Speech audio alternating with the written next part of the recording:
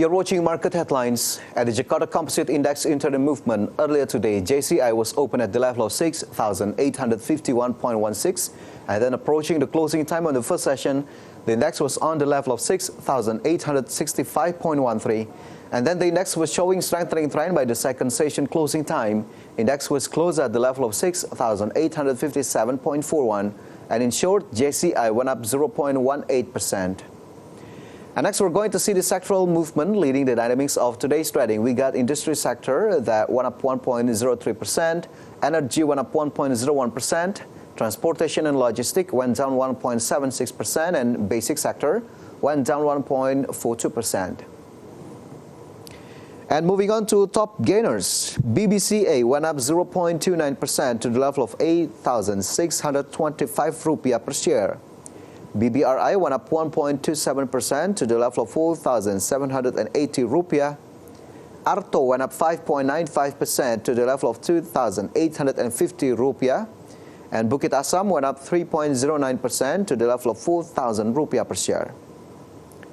Meantime, the top losers, Goto went down 0.82% to the level of 121 rupiah per share. Merdeka Copper Gold went down 2.17% to the level of 4,500 rupiah. Telkom Indonesia went down 1.27% to the level of 3,880 rupiah, and BRPT went down 6.32% to 815 rupiah per share. And next, we're going to see the intraday movement of rupiah towards US dollar.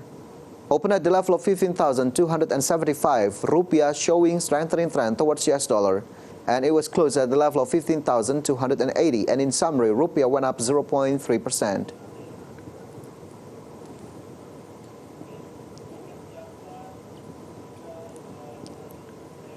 Japfa confirmed Indonesia is seeking fresh funds to a private placement scheme with an estimated fund of 1.54 trillion rupiah.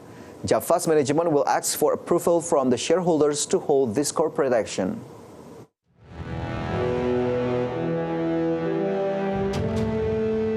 Japfa Confit is seeking fresh fund to a private placement scheme. Based on business calculation, the company can gain 1.54 trillion rupiah.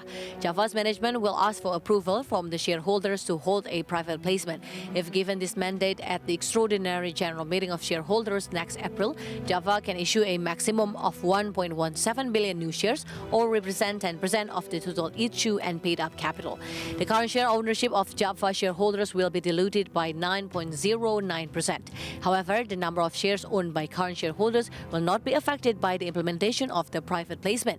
Assuming the private placement is carried out at the current price of 1,320 rupiah, the potential funds raised from this corporate action reach 1.54 trillion rupiah. Japfa will use the proceeds from the private placements for general corporate purposes, including reducing liabilities, investment, working capital, and profitable purposes for the company and its subsidiaries. IDX Channel reports.